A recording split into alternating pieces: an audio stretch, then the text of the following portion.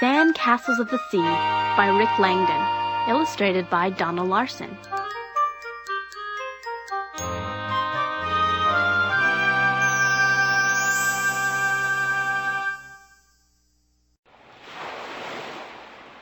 Summer was in full swing in Castle Cove. It was during this time that Bailey would spend a week with her grandmother. Each morning, Bailey and her grandmother would stroll along the beach, collecting beautiful seashells and watching the sea wash away their footprints behind them. When they returned from their walks, they would sit on Grandma's porch overlooking the sea and marvel at the shells they had collected. Grandma seemed to have an enchanting story about each one. On this particular morning, as Grandma told her stories, Bailey asked, "Would you help me build a sandcastle, Grandma?" "Why, of course, Bailey," Grandma replied. "I even have a special pail and shovel we could use." The excitement welled up in Bailey and shone through her big, bright eyes. "Can we decorate our sandcastle with the beautiful shells we collected?" Grandma smiled and said, "I think that would make our sandcastle very beautiful." Just then the oven bell sounded in the kitchen. "Oh my," said Grandma. "I must tend to the brownies first, Bailey. You wait here, and I'll be right back." While she waited for her grandmother, Bailey looked out at the shimmering ocean, taking in a deep breath of fresh sea air.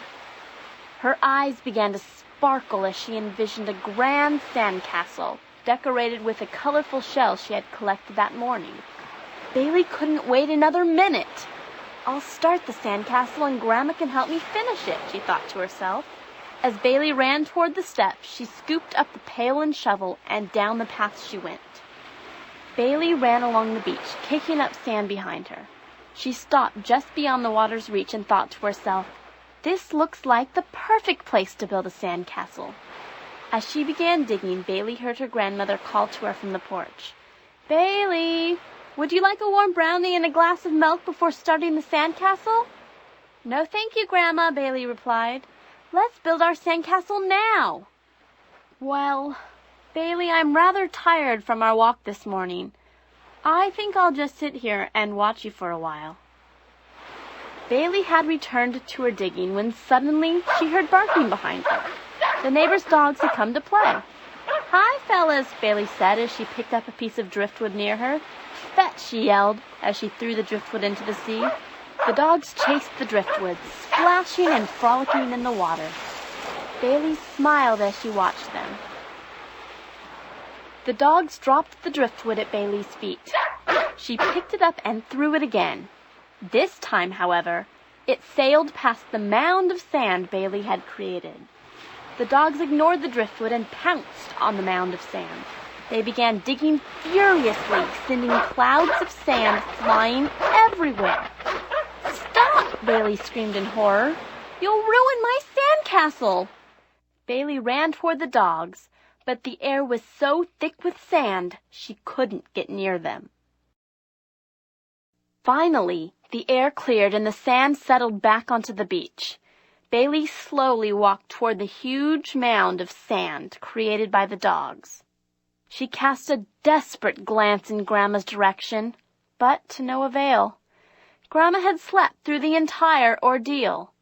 Bailey turned abruptly as she heard the dogs barking, and she watched them run away along the beach. Again Bailey's eyes turned toward the mound of sand. She dropped to her knees. "They've ruined my sandcastle," she thought to herself as tears filled her eyes. But wait, Bailey thought. Wouldn't Grandma be surprised if I built the sandcastle at the top of the mound? Just like a real castle. Bailey picked up her shovel and made her way to the top.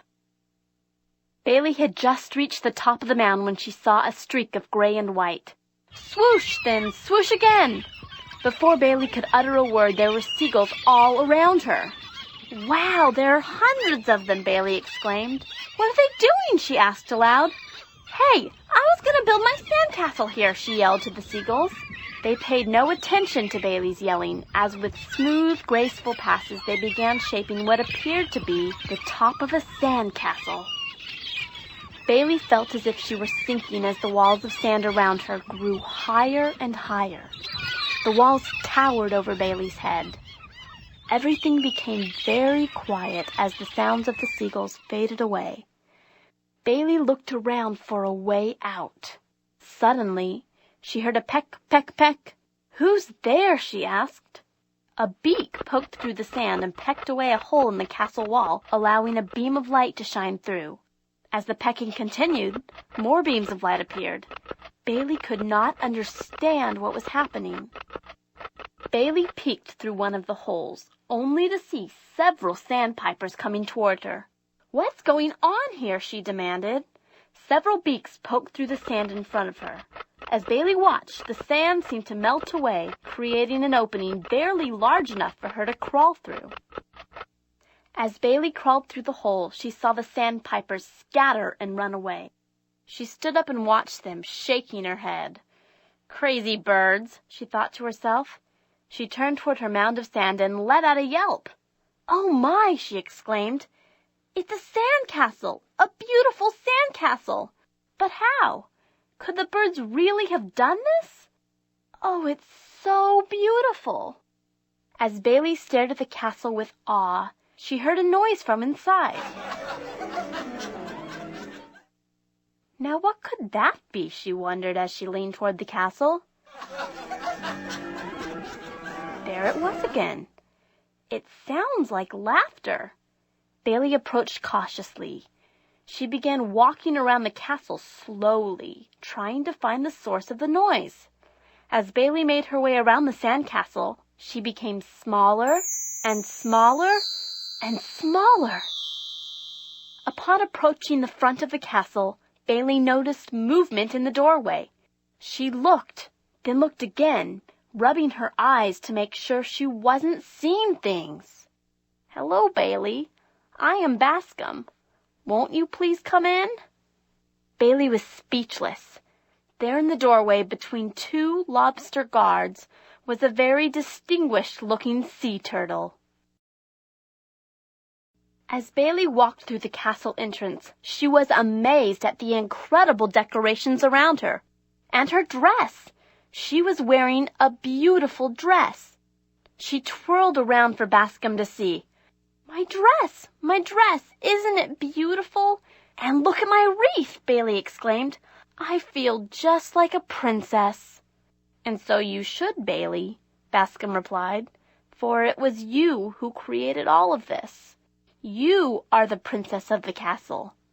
"But I didn't do this," Bailey said. "The dogs and the birds, they—" "Ah, Bailey, the dogs and birds merely assisted you in building the castle you had already envisioned," replied Bascom. "Now, Bailey, it is time for you to meet the other sea creatures who have gathered in the grand ballroom to celebrate the creation of this castle. We have been hoping you would join us. Please allow me the honor of escorting you," said Bascom. Bailey curtsied, then replied, "I would like that very much, Bascom." With a smile, Bascom said, "Well then, climb aboard, Bailey." Bascom proceeded toward a set of very large doors, which began opening slowly as they drew near. As Bailey and Bascom entered the ballroom, trumpets sounded amidst cheers to announce their arrival. Bailey's heart began pounding wildly as she looked around her. There were sea creatures of every sort wearing colorful party hats, clapping and cheering. Smiling from ear to ear, Bailey couldn't conceal her excitement. "Wow," she thought to herself, "could this really be a party for me? All of this just for me?" Bascom delivered Bailey to the guest of honor position at the main table. As she took her place, the music stopped and the cheers quieted. A crab picked up a glass and stood in front of Bailey. "Bailey, the wreath you are wearing is a gift from all of us in return for your gift of this grand sandcastle. With the wreath, you will be able to share in the warmth of our kingdom. When you are enjoying the sea's pleasures, peer through your wreath, and it will bring you back to this castle." "And now," shouted the crab, "let the celebration begin." With that, the room came alive with music and laughter. Bailey was still in awe at what was happening around her when a handsome starfish appeared at her side. Good day, Bailey, he said in a deep, smooth voice. I am Cameron, and I would be honored if you would dance with me. Bailey blushed as she placed her hand in his. All she could do was smile. Bailey and Cameron glided across the floor. As they were dancing, Bailey noticed a pail and shovel close by. Isn't that my grandmother's pail and shovel? Bailey asked. Yes, it is, Cameron replied. Cameron stopped dancing and explained to Bailey. You see, Bailey, the castle is not completely finished. One room has yet to be decorated. We were hoping you would help us. But how could I decorate it to look as wonderful as the rest of the castle? Bailey asked. It is so grand and beautiful. I couldn't possibly match it. Oh, but you can, Bailey, said Cameron. Remember, it was your vision that created all of this. Have faith in yourself and give it a try. Well, okay, Bailey replied hesitantly.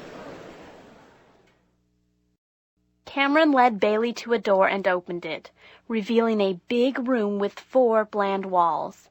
As Bailey looked around, Bascom entered the room, carrying the pail and shovel. He placed them into Bailey's hands. Close your eyes, Bailey, and imagine how beautiful this room could be. Then reach into the pail and toss the sand in front of you, Bascom instructed. Yes, Bailey, don't be afraid. You can do it, encouraged Cameron. I must try, Bailey thought to herself. I wouldn't want to disappoint them. Bailey closed her eyes and envisioned a room filled with beautiful tapestries and delicate furniture.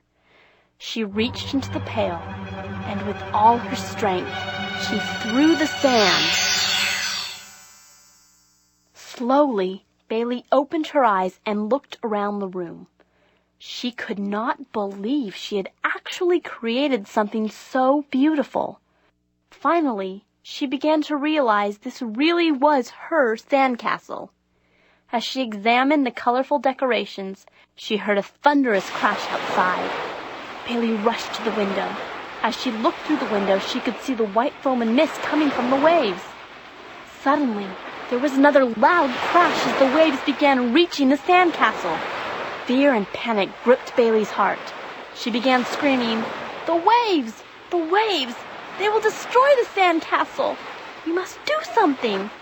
Grandma! I'll get Grandma! She can help us!" Bailey, the waves are not going to harm us, Bascom said in a calm voice. But they will, Bascom, they will, yelled Bailey. They will destroy the castle. Bailey dropped the pail and ran out of the room and through the ballroom. She didn't even notice that the party was still going. She had almost reached the castle entrance when her wreath fell onto the floor. Bailey hesitated for a moment, wanting to pick it up, when she heard another loud crash. I'll have to come back for it, she thought to herself. I must save the sandcastle. Bailey was running toward her grandmother's house, calling, Grandma, Grandma, come quick! Help me save the sandcastle and all my new friends! Grandma met Bailey on the path to the house. Bailey, what's wrong? Grandma asked. Bailey was terrified. The waves are washing away my sandcastle. It's a special castle, and I made lots of new friends. Just look at this beautiful dress I'm wearing. Bailey looked down at her dress, only to find she was no longer wearing it. Instead, she appeared just as she did earlier that morning. Bailey's heart felt shattered. Grandma will never believe me now, she thought to herself. My sandcastle and my friends will be gone forever. Bailey, I understand how upset you must be, but please sit here with me for a moment. You must have envisioned something very beautiful, said Grandma. Oh, I did, Grandma, I did. A sandcastle decorated with our seashells. But it's being washed away, exclaimed Bailey. You mustn't worry, Bailey, soothed Grandma. Your sandcastle is very special, and the waves are taking it to a magical place called Sandcastle Kingdom, which is far below the sea. Just imagine a kingdom filled with hundreds of beautifully decorated sandcastles, surrounded by seaweed trees and coral mountains. As Bailey listened to her grandmother, she began to feel peaceful and happy. She knew her sandcastle and her friends were safe. Bailey watched as the waves continued to pull the sandcastle into the sea. Her eyes twinkled as she smiled. Her sandcastle would be home to little sea creatures someday.